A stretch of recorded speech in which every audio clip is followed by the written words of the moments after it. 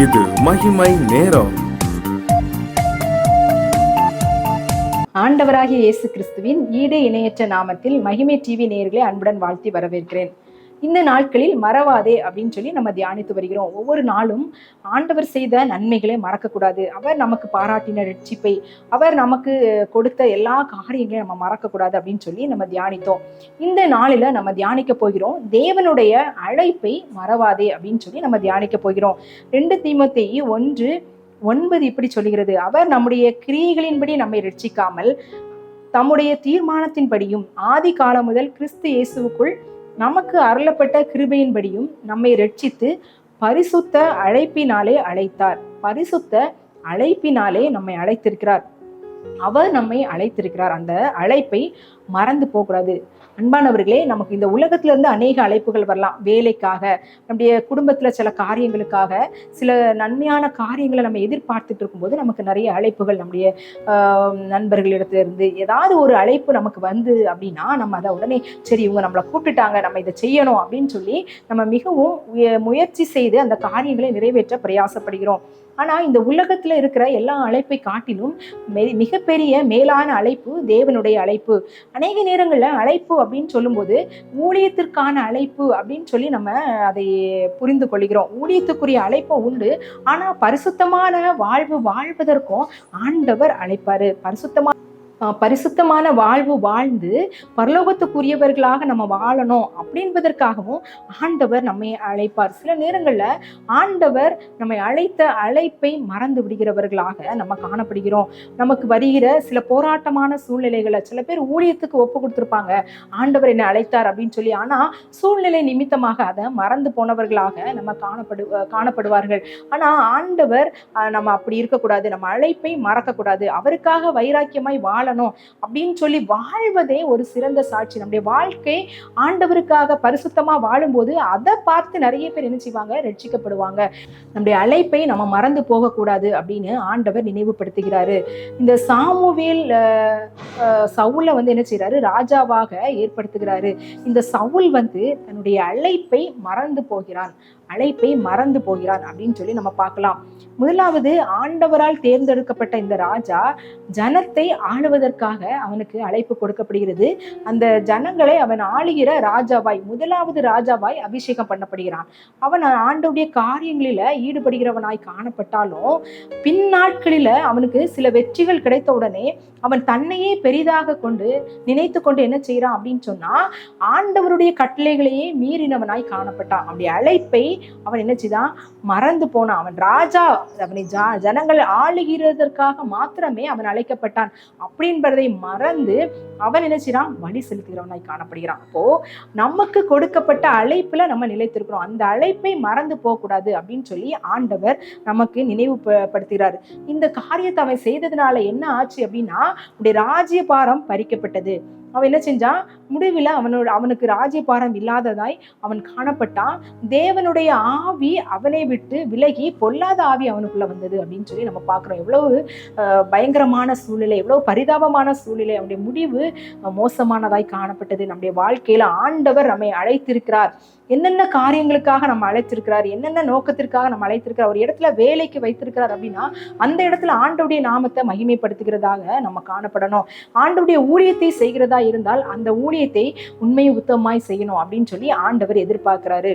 இந்த பவுல் சொல்லுகிறாரு, பரம அழைப்பின் பந்தய பொருளுக்காக லெக்கை நோக்கி தொடருகிறேன் அப்படின்னு சொல்லுகிறாரு. இந்த பவுல் அதனால என்ன செய்யுது, அவருடைய அழைப்பை மறந்து போகாம கடைசி வரை ஆண்டவருக்காக அநேக காரியங்களை செய்தார். இன்றளவும் அவருடைய வசனங்கள், அவர் எழுதின நிருபங்கள் நமக்கு ஒரு எடுத்துக்காட்டாகும். அதன் மூலமாய் நம்முடைய ஆவிக்குரிய வாழ்க்கை கட்டப்படுவதற்கும் அது காரணமாய் காணப்படுகிறது. அப்ப ஆண்டவர் அழைத்த அழைப்புல நம்ம நிலைத்திருக்கணும், அதை மறந்து போகக்கூடாது. பணியை மறந்தவர்கள், அவங்க கொடுக்கப்பட்ட வேலையை மறந்தவர்கள் அப்படின்னு சொல்லி அடுத்து நம்ம தியானிக்க போகிறோம். இந்த அழைப்பை மறந்த சவுலை நம்ம தியானித்தோம். இப்போ பணியை மறந்தவர்களை குறித்து நம்ம தியானிக்க போகிறோம். இந்த யோனாவுடைய தீர்க்க தரிசன புஸ்தகத்தை நம்ம பார்த்தோம் அப்படின்னா, யோனாவை ஆண்டவர் என்ன சொல்றாரு, நினிவேக்கு போ, அங்குள்ள மக்களுக்கு என்னுடைய காரியங்களை சொல்லு, இல்லை நான் அவங்கள மனம் திரும்ப சொல்லு, இல்லைன்னா அவங்கள நான் அழித்து விடுவேன் அப்படின்ற எச்சரிப்பின் செய்தியை சொல்லுன்ற உன்னதமான பணியை சொல்றாரு. ஆனா இந்த யோனா என்ன செய்யறாரு, அதை விட்டு விலகி தர்ஷீஷுக்கு போகிறாரு. அந்த பணியை செய்யாம அவர் வேற இடத்துக்கு திசை மாறி போகிறாரு. அதனால பல்வேறு இன்னல்களுக்கும் சிக்கல்களுக்கும் ஆளானாரு. புயல்ல சிக்காரு, கடல்ல தூக்கி போட்டாங்க, மீனின் வயிற்றுக்குள்ள இருந்தாரு. அப்பதான் ஆண்டவரை நோக்கி மனம் திரும்பி ஜெபிக்கும் போது என்ன ஆகுது அப்படின்னு சொன்னா, மீண்டுமாய் அந்த தேவ பணியை செய்தாரு. அதிசயமான காரியங்களை ஆண்டவர் நிறைவேற்றினார் அப்படின்னு சொல்லி நம்ம பார்க்கிறோம். எஸ்தருடைய வாழ்க்கையில நம்ம பார்த்தோம் அப்படின்னா, தனக்கு கொடுக்கப்பட்ட பணி என்ன அப்படின்னா, யூத குலத்தை அழிவிலிருந்து மீட்கணும் அப்படின்னு சொல்லி ஒரு உன்னத பணி கொடுக்கப்பட்டது. ஆனா எஸ்தர் அதுல சவால்கள் இருந்த போதிலும் அந்த சவால்களை எப்படி மேற்கொள்ளணும், ஜெபத்தின் மூலமாக மேற்கொள்ளணும், உபவாசத்தின் மூலமாக மேற்கொள்ளணும் அப்படின்னு சொல்லி அந்த உபவாசத்தை கூறுவித்து அந்த யூதர்களின் அழிவிலிருந்து அவர்களை மீட்கிற உன்னதமான பணியை செய்து நிறைவேற்றினாள். அந்த பணியை செய்து சில நேரங்கள் நமக்கு ஆண்டவர் கொடுக்கப்பட்ட பணியில நமக்கு சில பிரச்சனைகள், சிக்கல்கள், போராட்டங்கள், சவால்கள் வந்தாலும் ஆண்டவர் நம்மோடு துணை இருப்பார் அப்படின்றத இந்த எஸ்தர் சம்பவத்தின் மூலமாக நம்ம பார்த்து கொள்ளலாம். அப்போ பிரச்சனை இருக்கும்போது நம்ம ஜெபிக்கணும், உபவாசிக்கணும். எல்லாரும் சேர்ந்து ஜெபித்தாங்க. அப்போ அந்த பிரச்சனைகள் மாறினது. அதே போல நமக்கு கொடுக்கப்பட்ட பணியை நம்ம கரெக்டா செய்யணும். அந்த பிரச்சனைகளை எந்த போராட்டம் வந்தாலும் நம்ம ஆண்டவரிடத்துல ஜெபித்து ஆசீர்வாதத்தை பெற்றுக்கொள்ளணும் அப்படின்னு சொல்லி நாம் ஒரு முடிவு எடுக்கிறவர்களாக, தீர்மானம் எடுக்கிறவர்களாக காணப்படணும். ஜான் கிப்சன் அப்படின்னு சொல்லி ஒரு பிரபலமான ஒரு பல்கலைக்கழகத்துல ஒரு பேராசிரியர் இருந்தாராம். அவர் அவர் கொடுக்கப்பட்ட வேலையில அவர் ஒரு முடிவு எடுத்திருந்தார். அவருக்கு ஒரு நோக்கம் இருந்துச்சான், நான் என்னுடைய ஸ்டூடெண்ட்ஸை நான் உண்மையான வழியில நான் நடத்தணும் அப்படின்னு சொல்லி ஒரு தீர்மானத்தை எடுத்தாராம். அந்த அழைப்பை அவரு என்ன செஞ்சாராம், ஒவ்வொரு நாளும் அந்த மாணவர்களுக்கு உண்மையான வழி எது, ஆண்டவருடைய வழி எது அப்படின்னு சொல்லி அவர் கற்றுக் கொடுத்தாராம். அவர் பின்னால இறந்ததுக்கு அப்புறம் அவருடைய டைரியில இப்படி எழுதப்பட்டிருந்தாராம், I have finished my calling அப்படின்னு சொல்லி, எனக்கு கொடுக்கப்பட்ட அழைப்பை நான் முடித்து விட்டேன், நிறைவேற்றி விட்டேன் அப்படின்னு சொல்லி எழுதியிருந்தாராம். அநேக மாணவர்கள், அவரிடத்துல பயின்ற மாணவர்கள் ஆண்டவருக்கு நேரான வழியில சென்றார்கள். அவர் மூலமாக ஒரு பெரிய மாற்றம் அந்த பல்கலைக்கழகத்துல உண்டானதாம்.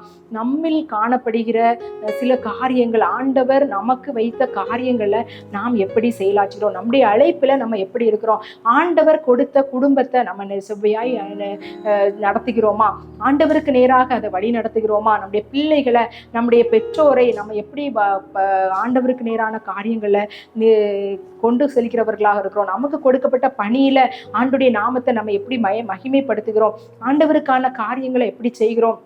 நாம் அழைப்பை மறந்தவர்களாக சவுலை போலவும் யோனாவை போலவும் திசை மாறுகிறவர்களாக நம்ம காணப்படுகிறோமா, இல்லை ஆண்டவருக்காக செய்யணும் அப்படின்ற பவுலை போல நாம் காணப்படுகிறோமா அப்படின்னு சிந்திக்க அழைக்கப்படுகிறோம். உலக பிரகாரமான வேலையான காரியமா இருந்தாலும் உண்மையாய் நம்ம செய்யணும் அப்படின்னு சொல்லி ஆண்டவர் எதிர்பார்க்கிறார். இந்த நாள்ல நாம் அழைப்புக்கு பங்குள்ளவர்களாக நம்ம காணப்படணும். ஆண்டவர் என்னை அழைத்திருக்கிறார், அவருடைய காரியங்களை நான் கரெக்டா செய்யணும். என்னென்ன காரியங்கள் தவறி இருக்கு, இந்தந்த காரியங்கள்ல நான் தவறினதுனால இந்த அழைப்புல இருந்து நான் என்னுடைய லெக்கு மாறி இருக்கிறது அப்படின்னு ஒருவேளை இந்த நாள்ல நீங்க யோசித்தீங்க அப்படின்னா, அந்த காரியங்களை ஆண்டவருடைய சமூகத்துல ஒப்பு கொடுத்த, ஆண்டவரே இதுல நான் உண்மையாய் உத்தமமாய், நீர் எனக்கு கொடுக்கப்பட்ட பணியில, நீர் எனக்கு கொடுக்கப்பட்ட ஊழியத்துல, நீர் எனக்கு கொடுத்த குடும்பத்துல நான் உண்மையாய் உமக்காய் மற்றவர்களை இழுத்து செல்லுகிற கருவியா என்னை பயன்படுத்துங்க அப்படின்னு சொல்லி நம்ம ஆண்டவருடைய சமூகத்துல கேட்கலாம்.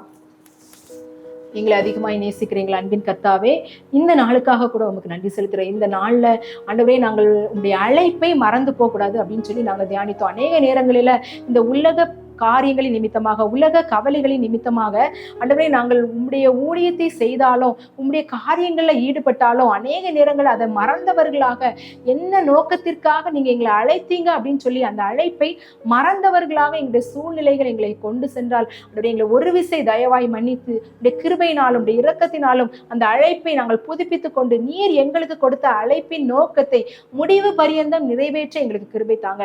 அது எங்களால் முடியாது ஆண்டவரே, உம்முடைய கிருபை உம்முடைய பாதுகாப்பு, உம்முடைய பரிசுத்த ஆவியானவரின் வழி நடத்துதலும் தான் எங்களால ஆண்டவரே அதை செய்ய முடியும். அப்படிப்பட்ட கிருபைகளை ஆண்டவரே பரிசுத்த ஆவியானவரின் வழி நடத்துதலை எங்களுக்கு தந்துடலுங்க ஆண்டவரே. ஒவ்வொரு நாளும் நாங்கள் எங்களுடைய அழைப்பை உணர்ந்து நாங்கள் செயல்பட நீர் எங்களுக்கு உதவி செய்யுங்க. எங்களை தாழ்த்துகிறோம், வெறுமையாக்குறோம். துதி கன மகிமைக்கு மாத்திரம் செலுத்துகிறேன். நீர் பெருக நாங்கள் சிறுக. இயேசுவின் மூலம் ஜெபிக்கிறேன் நல்ல பிதாவே, ஆமென்.